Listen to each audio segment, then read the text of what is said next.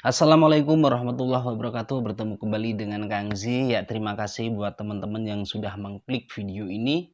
Saya doakan buat teman-teman semoga hari ini selalu diberikan kesehatan dan diberikan kelancaran dalam setiap urusan.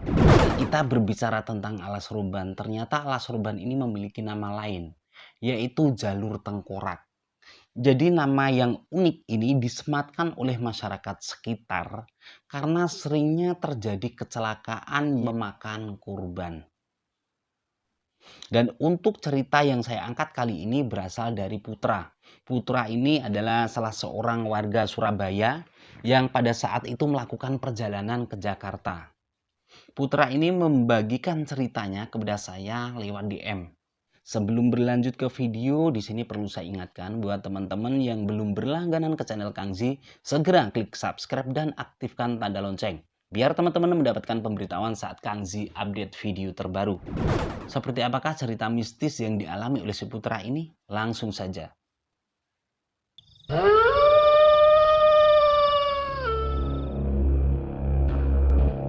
Jadi pengalaman mistis ini dialami oleh si Putra kurang lebih sekitar 2 tahun yang lalu. Saat itu si Putra ini melakukan perjalanan ke Jakarta menggunakan mobil. Dalam perjalanan kali ini si Putra ditemani oleh satu temannya yang bernama Aldo. Saat itu si Putra ini berangkat dari Surabaya kurang lebih sekitar jam 3. Dari Surabaya menuju ke Jawa Tengah perjalanan ini aman dan lancar. Setelah sampai di Semarang, begitu melihat keadaan lalu lintas yang lancar, si Putra ini mengurungkan niatnya untuk istirahat. Dia lebih memilih kota berikutnya yaitu kota Batang untuk beristirahat. Kurang lebih sekitar jam 2 malam, Putra ini sudah mulai masuk ke area alas ruban. Padahal jalur itu terkenal angker. Selain curam juga banyak tikungan tajam. Tapi kenyataannya, Putra saat itu lebih memilih lewat jalur alas ruban dengan alasan karena pada saat itu dia ingat betul ada sebuah cerita yang begitu viral di media sosial, yaitu cerita tentang keangkeran alas ruban. Karena itulah si Putra ini mencoba untuk melalui jalur alas ruban ini. Kita mau melewati alas ruban jalur tengah. Jam berapa ini? Begitu sudah masuk ke alas ruban, di tengah perjalanan tiba-tiba si Putra ini merasakan ada yang tidak beres pada roda mobilnya. Sampai akhirnya Putra ini menepikan mobilnya untuk memeriksa keadaan. Dan setelah diperiksa ternyata benar saja. Roda kanan bagian depan ini ternyata bocor. Mau tidak mau dalam keadaan lalu lintas yang begitu lengang, Putra berikut Aldo ini harus mengganti bannya saat itu juga. Dia meminta Aldo untuk mengambil peralatan yang ada di dalam mobil. Di saat Aldo ini pergi untuk mengambil peralatan ke dalam mobil, tiba-tiba saja si Putra ini merasakan ada hembusan angin yang dingin dari belakang. Padahal saat dia lihat, rumput yang tepat berada di sampingnya ini tidak goyang sama sekali. Tapi karena si Putra ini agak berani sehingga dia ini menghiraukan hal tersebut sampai akhirnya si Aldo ini datang membawa alat. Mereka pun mulai bekerja sama membuka dan menggantikan ban yang bocor tadi. Setelah ban ini dicopot dan digantikan yang baru, Putra ini meminta Aldo untuk memasukkan ban yang bocor ke dalam mobil. Dan Putra melanjutkan memasang baut. Di saat Aldo ini berada di dalam mobil, Putra ini tiba-tiba mendengar suara langkah kaki tepat berada di belakangnya. Sebenarnya pada saat itu Putra ini takut banget. Tetapi dia ini lebih memilih berpikir bahwa yang datang itu adalah si Aldo. Ya meskipun hal tersebut sangat tidak mungkin. Karena memang pada saat itu si Aldo ini masih di dalam mobil.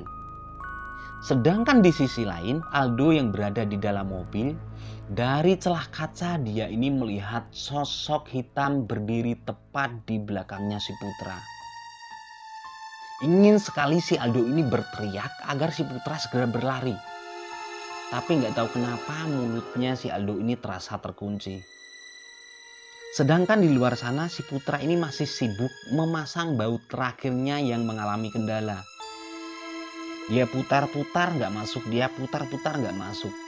Sampai akhirnya saking jengkelnya dia ini menggaruk-garuk kepala. Dan di saat dia menggaruk kepala ini, tiba-tiba saja terdengar suara Aldo yang saat itu berada di dalam mobil. Dia melihat kepala yang jatuh dari badan sosok hitam yang tadi berdiri di belakangnya si Putra. Melihat hal itu, Aldo pun langsung tidak sadarkan diri di dalam mobil. Sementara si Putra, tanpa menyadari hal tersebut, dia ini masih memutar baut terakhirnya. Selesai memasang baut, si Putra ini berdiri hendak memanggil si Aldo. Namun di saat dia ini melihat ke belakang, sosok tanpa kepala berdiri tepat di sampingnya. Dengan rasa yang tidak percaya berikut ketakutan yang begitu besar, si Putra ini langsung masuk ke dalam mobil dan menutup pintu. Melihat ke belakang, Aldo terbaring di atas ban. Jancuk malah turun. Putra pun langsung tancap gas meninggalkan alas ruban. Sesampainya di Batang, Putra ini menepikan mobil. Dia mencoba untuk membangunkan si Aldo. Dan pada saat itulah Putra ini baru sadar ternyata si Aldo ini pingsan. Setelah si Aldo ini sadar, dia ini langsung mencari minuman hangat, makan, beristirahat yang cukup, dan lanjut perjalanan ke Jakarta. Ya, inilah tadi cerita yang dibagikan oleh si Putra lewat DM ke saya. Sekali lagi buat teman-teman yang mungkin punya cerita-cerita mistis atau cerita horor, silahkan bagikan ke saya jika ingin saya angkat. Saya Kang Zi dari lereng Laut Timur. Terima kasih dan wassalamualaikum warahmatullahi wabarakatuh. Guys, kita lewat jalur lama Alas Roban guys. Tidak banyak mobil yang lewat sini, cuma baru 3 ini per 3. Apa namanya, tikungan yang fenomenal. Sebelah kanan pohon besar, sebelah kiri jurang, sebelah kanan jurang juga ini, sebelah kiri